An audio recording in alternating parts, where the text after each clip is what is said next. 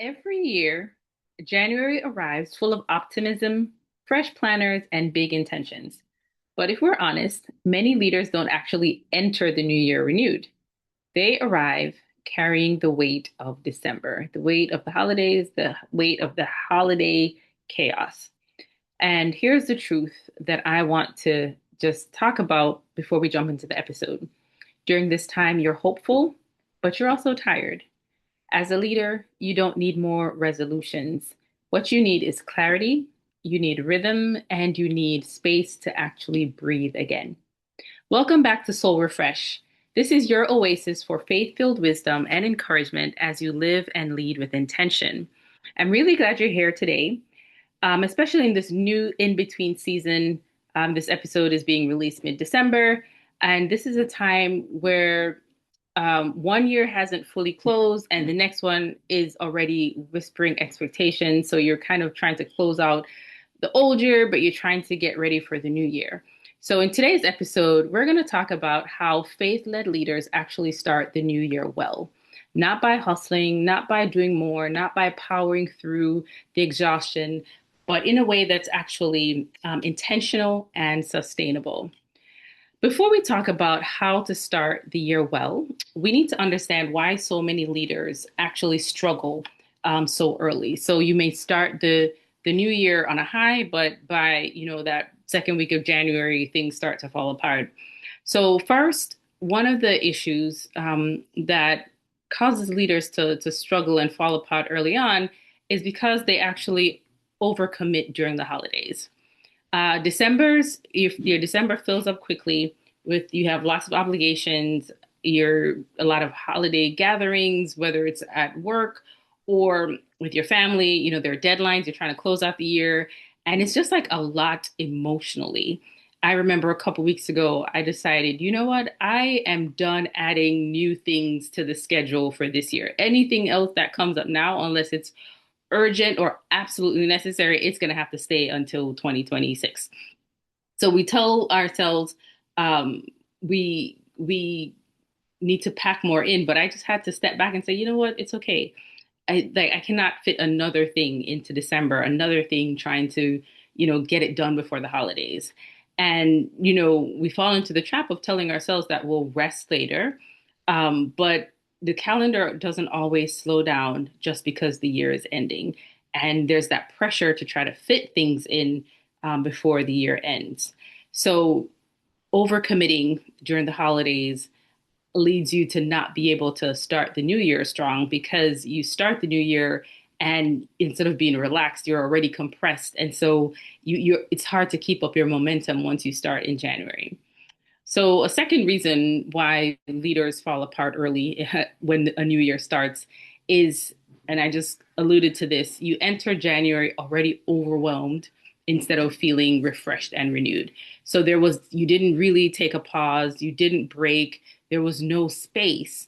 And so that pressure bubbles over into the new year. And the third thing is, the third one can stem from the first two because you skip reflection because there was no space, because everything was crammed in. You didn't actually take time to slow down and reflect. Now, you may have wanted to, but you may not have prioritized it. And so it didn't happen. So there was no space to ask, what worked this year? What drained me? What does God want to do differently next year? So without reflection, you basically just repeat patterns instead of resetting and starting a new rhythm. The fourth reason is you make plans without that spiritual connection. So you may, because you didn't pause or because you didn't have space to pause, you just go and you make goals, you do your plans, and without consulting God. And in an essence, you're creating goals and making goals because you know it's the thing to do. So the new year is coming upon you. You need to set some goals, but because there's no space, but you want to have your goals done before by the new year starts, you make the new goals anyway without making the time to spend time with God, to connect with Him, to hear from Him about what He wants for you for your new year. So essentially, you're making plans without consulting the master planner. And finally, the other reason why leaders fall apart early in the new year is because we sometimes confuse planning with clarity. So you have a long list of big ideas, good intentions, but it's not a focused plan.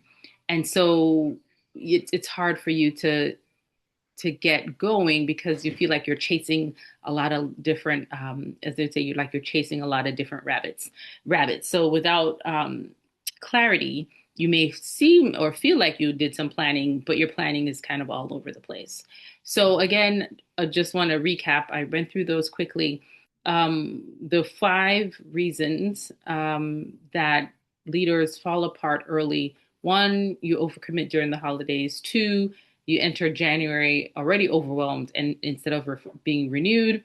Three, you skip reflection. Four, you plan without having a connection with God or hearing from God. And then five, you confuse planning with clarity.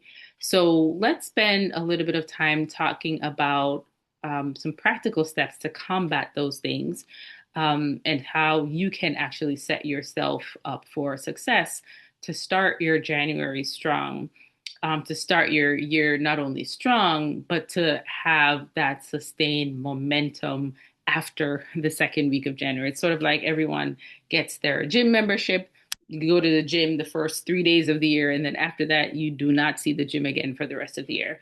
So we don't want that to happen. So let's talk about some practical steps for actually starting the year one well. So the first one, and these are going to mirror some of what we already talked about, the reasons. So the first one is to manage your holiday expectations. Here's the truth that might feel uncomfortable, but if you can grasp it, it will actually be quite freeing. Um, if you want clarity in January, if you want your January to start well, you have to start being honest with yourself in December. So if you pretend you have more capacity than you actually do in December, then January will be the real test. So this is the season. So in December, this is the season to be honest about what you can do, where you are, and what you can't do. You know, you don't have to do everything. You don't have to be everywhere. And you don't have to meet every expectation or every um, priority or activity that's placed on you.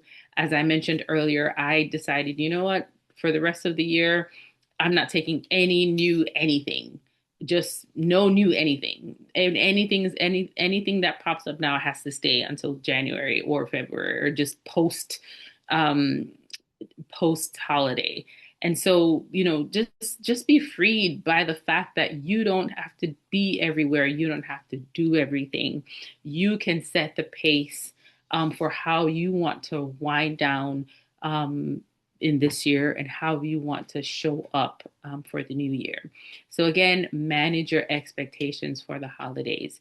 Holidays are meant for joy, for peace, for relaxation, for fun, and you're not able to do any of those things if you're ripping and running the whole time. If something doesn't bring you joy, if you can honestly not do it without, you know, other things falling apart, don't do it.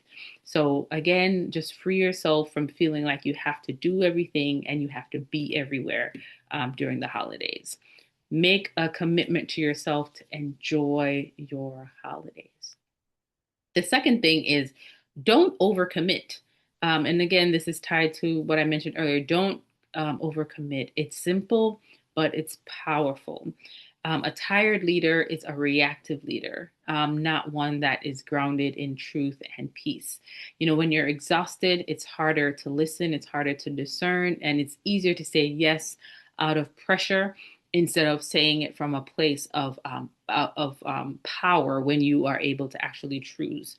So overcommitment isn't about, it's usually not about passion, but it's really about fear. It's fear of disappointing people, fear of falling behind, fear of missing out, fear of not, you know, meeting expectations of other people. But don't feel like you have to overcommit. And like I said, this one is tied in with managing your holiday expectations. Don't don't overcommit. The world will keep spinning. The world will not fall apart if you say no to commitment. So as you go through the holidays and as you sort of think about the new year, I want you to ask yourself one question, and that is, what can I steward well right now? If it's a commitment that you either don't have the capacity for, don't have the energy for, don't have the time for, do not take it on. Think about, can I steward this well right now? Can I give my all? Can I show up fully for this thing right now? And if you can't, make the decision that either you don't do it right now, you do it at another time, or is this something you have to even do or be involved at all? Sometimes we don't have to do things or be involved in things, but we feel like we need to, so we commit. So, again, the question is, what can I steward well right now? The third thing that you can do is to start a reflection routine. Now, you don't need anything complicated. You don't need anything, over the top. You just need something short and sustainable. You don't have to go out and buy a bunch of tools or resources. It's just making the time and the space to sit down and to be quiet. You don't have to sit down for a full day. You don't have to go away in a mountain retreat for a week. It's just taking some time over the next couple of weeks as we wind down the new year, and just sitting and reflecting on a couple of questions. Even if I'll give you a few questions here, but there are many, many more. You can use Google. I mean, there are lots of ways or resources for reflection questions for the end of the year. But here are just some questions that you can ask. Again, just don't try to overcomplicate it. It's really just about making the time to pause and just making the space to think. So the first one is, what gave me life this year? Sometimes we, tend to talk about the negative stuff, but reflect on what gave me life this year. What brought you, what brought you joy? What felt easy? What did you enjoy doing this year? So the first question, what gave me life this year? The second question, what drained me this year? We all have things that drain us. Some of them are things that we have to do, but unfortunately they drain us. And some of them are things that we don't have to do. So think about that. What drained me? What are the activities that you like to do? What are the ones you don't like to do? Um, and just think about, as you move forward, how can you reduce or eliminate some of the things that drained you? Again, we all do things that we don't like to do. That's just a part of life, but there are some things that we do that we don't have to do that drain us.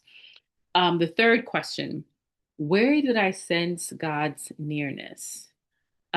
So think about, when did you most feel connected to God this year? When did you feel, in sync with God or in rhythm with God? Just think about your relationship with God. Where did you sense His nearness? Where did you sense His leading? Just take a pulse check on how was your relationship with God this year? And the fourth one is, um, where do I want to see my life expand into next year? So this question is, giving yourself space to breathe, to space to dream. This is allowing your mind to kind of wonder and just think about all the possibilities. Spend some time dreaming with God. This is not saying necessarily that you're gonna do these things this next year, but just allow your creative juices to flow and just to dream. If you could do anything and be anything without any limits or without any issues, what would you want to do with your life? And just, enjoy that moment of wonder, that moment of the sort of vision casting.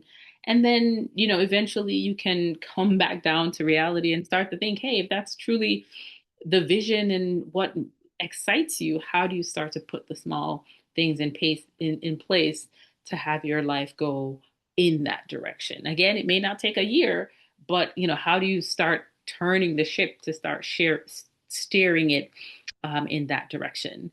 Again, the big takeaway here is just to really make some time for reflection at the end of the year. Get into a routine of having reflection, and you don't have to wait until the end of the year to do reflection. Some people have reflection sessions quarterly. Some people do it every month. But reflection is really key to slow down, to think, and just to also not only you to think, but for you to also listen, which ties well into the next point, which is to make space for God. Um, I've mentioned this before on this podcast, and this is also in my devotional book, that intimacy precedes identity. That intimacy with God is the foundation for everything. If you want clarity around any area of your life, whether it's work, home, relationship, finances, clarity starts with connection. If something is off, check your relationship with God and just go back to Him. And if God doesn't have space in your planning process, then everything else becomes noise. So this isn't about doing more spiritual things. It's about doing the things in the right order.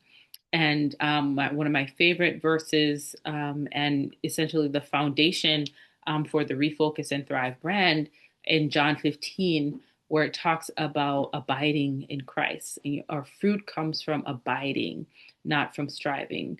So when as leaders, when we reverse the order, that's how we get burnt out. That's how we get overwhelmed. That's how we get just frazzled, because we are trying to strive instead of trying to abide.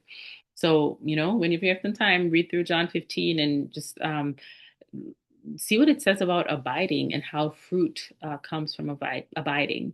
So, before you plan your year, make some space to connect with God, not just for direction, but for Him to, restore you, renew you, and just begin to mold you as you go into that new year. And the fifth thing I want to share is really to plan early and not worry about perfect planning. Um, so the shift is, don't necessarily try to aim for perfection as you plan, but just aim to plan early. When you do that, it sort of reduces some of that anxiety or that overwhelm. So early clarity can help reduce anxiety. When you plan early, you give yourself some space. And of course, when the earlier you plan, you can prevent last minute scrambling. So you don't have to have every detail figured out before January gets here, but you need to have a sense of direction, so that you go into January feeling um, calmer and less frazzled.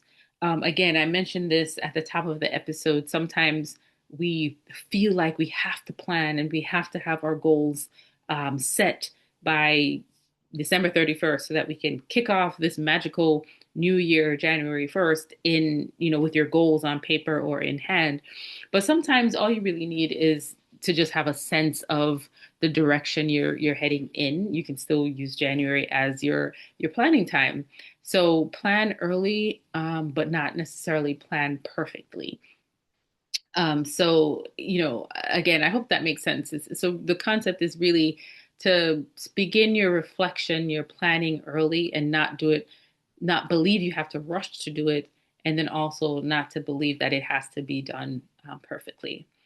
So, as I begin to wrap up this episode, I encourage you to root your year in God first, and then everything else will fall into place. Like it says in Matthew 6 33, seek first the kingdom of God, and everything else will fall into place. Well, I just paraphrased that, but look up Matthew 6:33. Seek ye first the kingdom of God. Again, I mentioned it earlier, intimacy precedes everything else. As you go into this new year, if you want more peace, if you want more joy, if you want to thrive in this new year, start with that intimacy with God. As a leader, if you want to thrive at work, if you're a manager and you have a team, if you want to thrive in how you lead and manage your team, Start with that intimacy with God. It is from there that you will get that strategic wisdom to lead well. It's from there you'll get the strategy. If you have a challenge or an issue, God is the ultimate strategy partner. So I encourage you to begin your year from a place of alignment with God instead of a place of urgency. When you're aligned with Him, you will lead differently, you'll respond differently, and you'll show up differently in every area of your life. And that's how you get lasting, sustainable leadership. It's by pressing into Him. It's not so much about having your goals on paper by January 1st, but it's about having that relationship with God, being rooted in Him, being abiding in Him. And that's what will take you through the rest of the year. That's what will get you from just going to the gym the first 3 or 4 days of the year and then the gym never seeing you again. It's when you have that relationship with Him, that trust in Him, that abiding faith that drives everything, that allows you to not fall off after the new year starts. So if you want to be a faith-led leader that actually starts the new year well and sustains throughout the new year, it all comes down to that intimacy with God, and of course, knowing who you are in Him and allowing that to drive you. So, as you do your reflections for the end of the year, as you prepare for this next year, I pray that you will refocus and thrive, and that you will focus on that intimacy with Him. So, as we close out, if this episode spoke to you, I'd love for you to subscribe, share it with another leader who might need some encouragement, or leave a comment in the comment section. I always love hearing and reading your comments. So, as we move forward to the new year, remember this: you don't need to rush into January. You're allowed to enter it with peace, with clarity, and anchored in God. So until next time, stay refreshed, stay anchored, and keep showing up with intention.